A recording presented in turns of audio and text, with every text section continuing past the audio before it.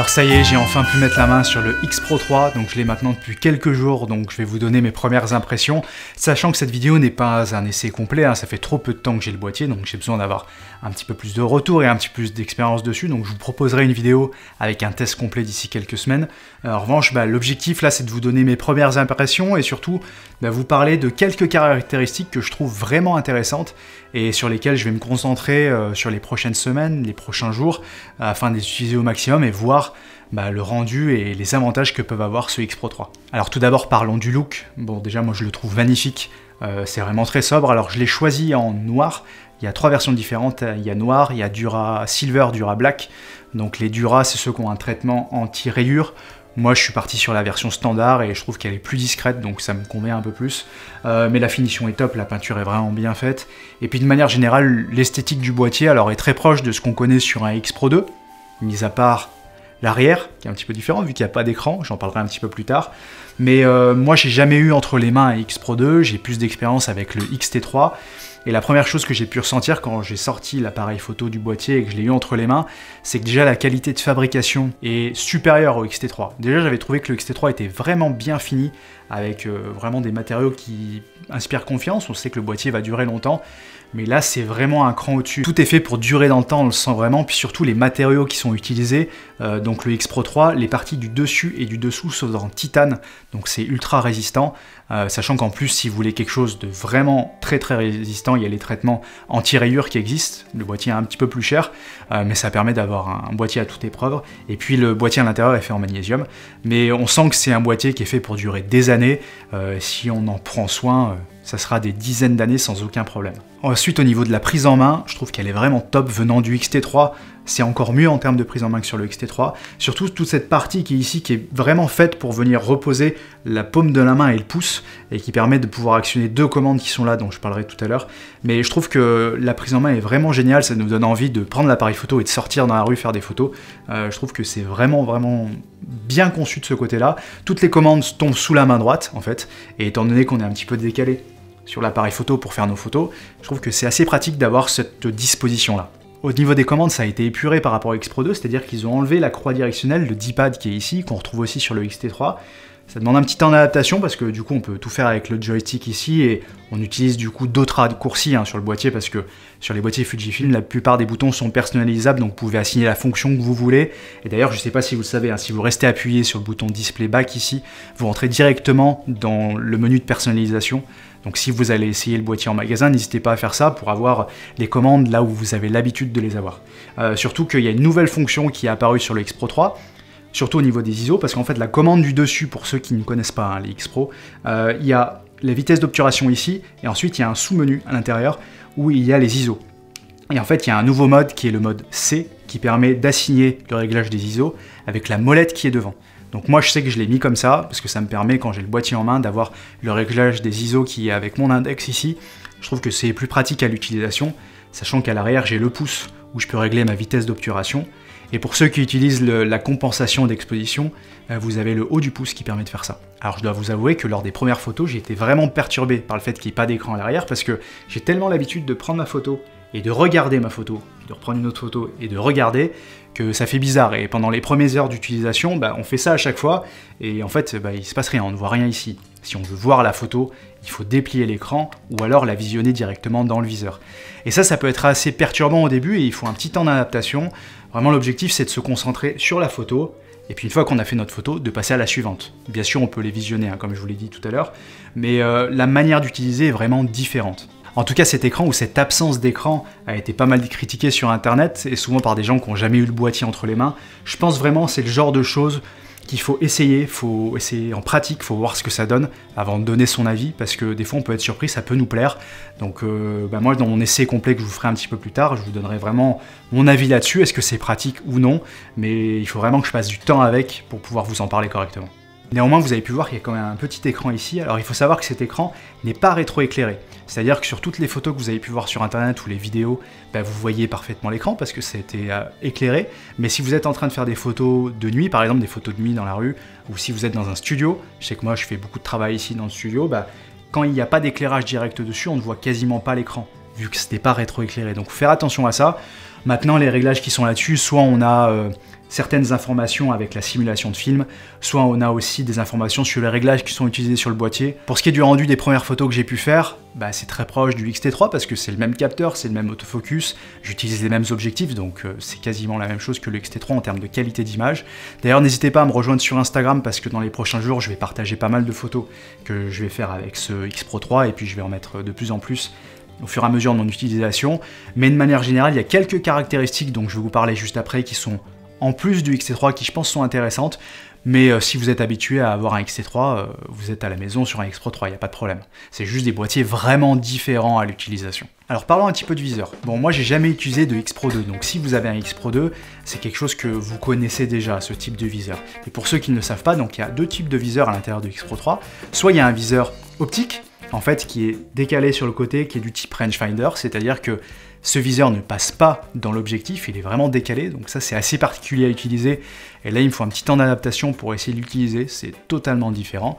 Soit avec le bouton qui est juste ici, ça nous permet de passer en viseur numérique, et dans ce cas-là, on a quasiment le même viseur que dans le X-T3, en tout cas c'est le même rendu, c'est juste que l'écran est un tout petit peu plus petit que sur le X-T3, mais de manière générale, une fois qu'on se met avec le viseur électronique, ça fonctionne après comme un X-T3. Ensuite, si on se met en viseur optique, on a pas mal d'informations qui arrivent dans l'écran. Hein. Moi, je découvre tout ça, mais il y a un cadre qui se met pour savoir le cadrage de notre photo, parce que le viseur optique va juste donner un angle de vue qui sera fixe. Ce sera toujours la même chose que vous verrez dans ce viseur, et ça vous mettra un cadre qui sera adapté à l'objectif que vous allez utiliser. Et vous allez avoir des informations qui vont s'afficher, l'exposition, les réglages, on peut avoir un histogramme, on peut avoir un niveau électronique, et aussi on peut avoir un petit écran qui apparaît en bas à droite, qui permet d'avoir une partie du viseur électronique pour vérifier le focus. Si par exemple vous avez un objectif manuel, ou vous voulez vous mettre en manuel, ça permet d'avoir un zoom dans l'image et pouvoir faire précisément le focus. Mais c'est vraiment un système avec lequel je dois passer du temps pour l'instant, j'ai beaucoup utilisé avec le viseur électronique. Parce que déjà, la position du boîtier, des commandes est vraiment différente de ce dont je suis habitué, donc j'ai passé pas mal de temps sur le viseur électronique. Je vais essayer de passer un peu plus de temps sur le viseur optique pour voir ce que ça donne, mais en tout cas, c'est une nouvelle expérience de photo pour moi, et je suis assez curieux de passer du temps comme ça, en viseur optique, pour voir ce que ça donne, surtout sur de la photo de rue, parce que ça permet, c'est le but principal de ces viseurs-là, de voir l'action arriver en avance, vu qu'on a un champ de vision qui est plus large que le champ de la photo. Ensuite, dans les fonctions qui sont nouvelles et qui, je pense, sont intéressantes, en tout cas, je vais essayer de passer un maximum de temps à tester ça sur les prochaines semaines. C'est vraiment des fonctions qui donnent envie d'essayer de faire des photos uniquement en JPEG, et de ne plus utiliser le format RAW et de ne plus passer par un ordinateur. Vraiment, Fujifilm, je pense que le principe de ce boîtier, c'est vraiment d'essayer de faire en sorte d'avoir un produit fini, une photo finie directement dans le boîtier, et que ce qui est enregistré sur la carte SD, ça soit notre photo finale. Et pour ça, il y a plein de petites fonctionnalités qui peuvent venir nous aider, des choses qui sont nouvelles par rapport à ce qui existait avant, et notamment par rapport à ce qu'il y a sur un X Pro 2 ou un X-T3. Tout d'abord, on a la possibilité d'aller un petit peu plus loin dans le réglage du grain de l'image, parce qu'on peut rajouter du grain faible ou fort, ça existait déjà, mais en revanche, on peut changer la taille de ce grain dans chacun des modes, donc ça permet d'avoir un peu plus de possibilités de réglage pour avoir un produit fini. Moi, je sais que j'aime bien ajouter un petit peu de grain à l'image, donc je vais expérimenter avec ça. Il y a aussi une nouvelle fonction qui est apparue qui s'appelle Couleur Chrome FX Bleu, avec deux réglages, faible ou fort. Ça n'existait pas jusque-là, c'est nouveau avec le X Pro 3. En fait, ça permet de saturer plus les bleus, mais aussi de changer la teinte des bleus. Et ça peut être intéressant, je pense, avec des photos où il y a du ciel bleu, du coup. Bon, j'ai pas pu l'essayer ces temps-ci, vu le temps qu'il fait, mais j'ai hâte de voir ce que ça donne, parce que, du coup, le bleu est plus saturé, et la teinte est un petit peu plus cyan. Donc combiné avec d'autres simulations de films, par exemple Classic Chrome ou Classic Négative, je pense que ça peut être assez intéressant et avoir un rendu vraiment sympa. Et d'ailleurs, pour parler des simulations de films, il y a la nouvelle simulation de film Classic Négative, dont j'avais parlé dans une précédente vidéo. Alors j'ai commencé à essayer de faire des photos avec.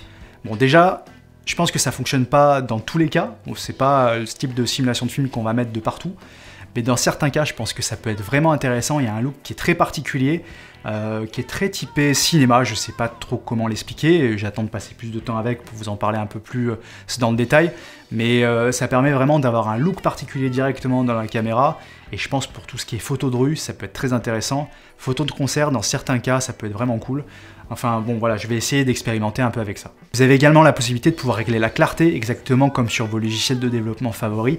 On peut augmenter un petit peu la clarté ou l'enlever. Donc pareil, je suis curieux d'expérimenter avec tout ça parce que ça permet vraiment de pouvoir faire le fichier JPEG qu'on veut et ça nous permet de pouvoir en fait régler l'image directement dans le boîtier. Donc c'est assez intéressant je pense. Et enfin pour les plus créatifs d'entre vous, maintenant l'exposition multiple, donc le fait de pouvoir exposer plusieurs photos sur la même photo, qu'elles soient l'une sur l'autre, il y a plus de possibilités qu'avant vu qu'on peut aller jusqu'à 9 photos en surimpression et en plus il y a différents modes de fusion, un petit peu comme ce qu'on a sur un logiciel comme Photoshop, qu'on peut mettre entre les différents calques. Il y a 4 modes différents, donc je pense que ça c'est vraiment quelque chose qu'il faut expérimenter, mais ça permet vraiment de développer la créativité, donc pareil je vais essayer d'utiliser ça parce que je pense que ça peut être assez intéressant, peut-être sur des photos de rue de nuit avec certains éclairages, on peut faire des choses vraiment cool. Et enfin, il y a un mode HDR, alors je l'ai utilisé très rapidement, mais c'est pas du tout le cliché du HDR qu'on peut voir sur internet. Non, c'est plutôt l'appareil photo fait plusieurs photos à des expositions différentes et va les mettre ensemble un peu comme ce qui est fait sur les smartphones modernes, mais ça permet d'avoir plus de plage dynamique et il y a plusieurs réglages. Donc je suis assez curieux de tester ça parce que peut-être que pour certains d'entre vous, ça peut être une fonction qui est intéressante sur des photos de paysage ou des photos de vacances. Donc à voir ce que ça donne. Et enfin, une nouvelle fonction qui je pense est vraiment intéressante, c'est le fait de pouvoir donner une plage d'utilisation à l'autofocus, c'est-à-dire que vous avez des réglages qui sont préétablis, vous pouvez faire votre réglage aussi, mais ça permet de pouvoir dire à l'autofocus de faire le focus uniquement par exemple entre 3 mètres et l'infini, ou entre 1 mètre et 5 mètres. Et je pense que pour tout ce qui est photo de rue, ou photo d'événement, photo de mariage, ça peut être ultra intéressant, parce que ça nous permet de pouvoir avoir un réglage prédéterminé pour l'autofocus, pour éviter d'avoir l'autofocus qui vient chercher quelque chose pleinement à l'arrière-plan ou en premier plan. Donc ça c'est quelque chose qu'on trouve d'habitude sur certains boîtiers, des boîtiers d'autres marques où il y a des réglages, notamment sur les téléobjectifs où on peut changer les réglages d'autofocus avec une limite d'autofocus. Mais en revanche là ici on peut le faire directement sur le boîtier, donc on peut utiliser ça avec n'importe quel objectif. Donc voilà, c'était un aperçu du X Pro 3. Ce que je vous propose c'est qu'on peut utiliser la zone de commentaires. Si vous avez la moindre question sur le boîtier, posez-les à moi juste en dessous et moi j'utiliserai vos commentaires pour la prochaine vidéo afin de rentrer peut-être un petit peu plus dans le détail sur certaines parties auxquelles je n'aurais pas pensé sur les X Pro 3. En tout cas j'utiliserai tout ça sur mon essai final. Peut-être que je ferai également des vidéos intermédiaires s'il y a beaucoup de questions sur le même sujet pour pouvoir vous en parler et vous donner petit à petit mon avis sur le boîtier. En tout cas, une chose est sûre, ce X Pro 3, soit on l'adore, soit on le déteste. Je pense que ça va vraiment diviser parce que c'est tellement particulier à l'utilisation. Le fait de ne pas avoir d'écran à l'arrière, ça peut faire en sorte qu'on déteste le boîtier, juste ça. Donc c'est assez particulier. En tout cas, Fujifilm a fait un boîtier vraiment unique. Ils ont pris des risques. Le fait de sortir en 2019 un boîtier qui n'a pas d'écran à l'arrière, je trouve que c'est quand même audacieux et ça montre bien que Fujifilm ne veut pas faire des boîtiers pour tout le monde, mais ils font des boîtiers spécifiques pour certains photographes. Et le X Pro 3, c'est un boîtier qui est fait pour certains photographes et pas pour tout le monde. Et au moins, ils prennent des partis pris et du coup, c'est ce qui fait qu'on a un appareil photo qui est vraiment unique sur le marché à l'heure actuelle. Donc voilà, j'en ai terminé pour aujourd'hui. J'espère que cette vidéo vous aura été utile et n'hésitez pas à me rejoindre sur Instagram parce que je vais publier régulièrement des photos prises avec le X Pro 3. Donc ça vous donnera un bon aperçu du rendu du boîtier. Et puis moi, je vous dis à très bientôt pour une prochaine vidéo. Salut!